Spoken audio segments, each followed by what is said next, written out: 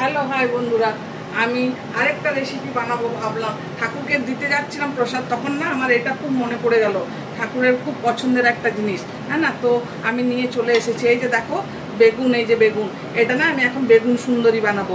দেখো আমি তেল রেখে দিয়েছি, সব জোগাড় করে কেটে টেটে নিয়ে চলে এসেছি। তো আমি এই যে বেগুনটাকে এখন একটু নুন হলুদ আর একটু তেল দিয়ে মেখে নেবো, তারপরে বেগুনটা ভেজে নেবো। ততক্ষণ আমি আরও যা যা লাগবে বেগুন সুন্দরী বানানোর জন্য আমি সব তৈরি করে নেবো, রেডি করে নেবো।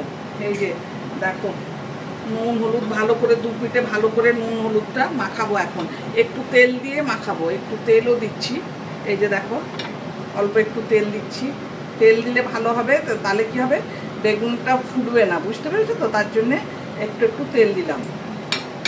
এরকম ভালো করে মেখে নিচ্ছি নুন হলুদটা। দেখো কত সুন্দর করে মেখে নিয়েছি, খালি নুন হলুদ আর একটু তেল, তাহলে ফুটবে না বেগুনটা, বললাম না। আর এই যে দেখো আমি তেলটা না গরম করতে দিয়েছি, আমি তেলটা অনেক বেশি গরম করব না, তাহলে কি হবে বেগুনটার উপরটা জ্বলে যাবে, ভেতরটা সেদ্ধ হবে না। আমার মোটা মোটা করে বেগুনটা কাটা আছে তো, তাই আমি একদম এটা একদম স্লো আছে, এটাকে ভালো লাল করে ভেজে নেবো। তো বেগুনটা ভাজা হোক, ততক্ষণ আমার এটা যা যা লাগবে আরও উপকরণগুলো তৈরি করে নিয়ে আসছি, রেডি করে নিয়ে আসছি। দেখো অনেক ভালো করে ভাজা হয়ে গেছে, এবারে এটাকে না আমি তুলে নেবো প্লেটের মধ্যে।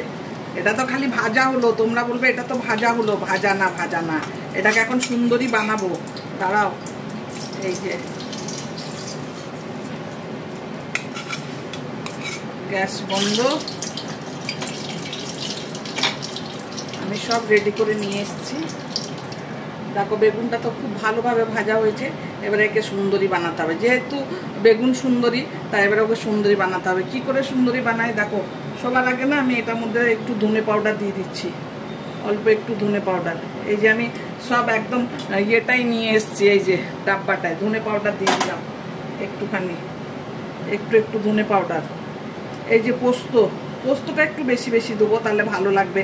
পোস্তটা কি হবে এটার মধ্যে ভাজা হয়ে যাবে তো, আর পোস্তটা ভাজা হলে না খুব সুন্দর গন্ধ বেরোয়। এই যে দেখো পোস্ত দিয়ে দিলাম, এরপর দিয়ে দিচ্ছি গরম মশলা। এই যে দেখো গরম মশলা, এই যে গরম মশলা, একটু একটু গরম মশলা,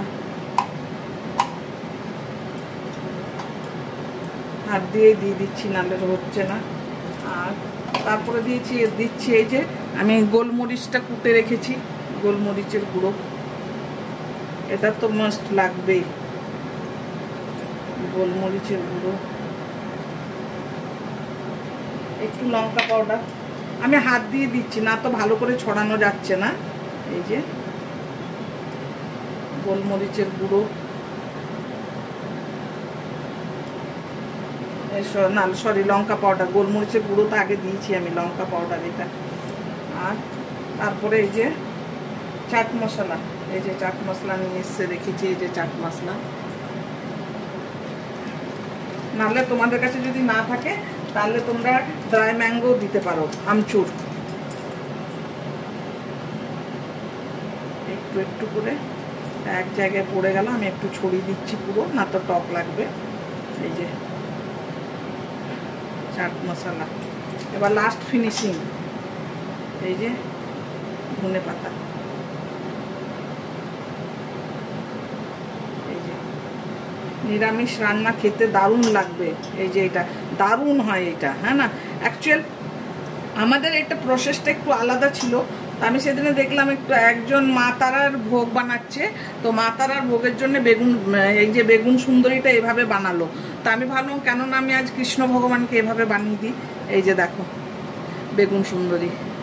তোমাদের রেসিপিটা কেমন লাগলো অবশ্যই অবশ্যই কমেন্ট করে বলবে, আর ভালো লাগলে তোমরা একটু লাইক করে দিও, শেয়ার করে দিও, আর নতুন বন্ধু যারা দেখবে তারা সাবস্ক্রাইব করে দেবে।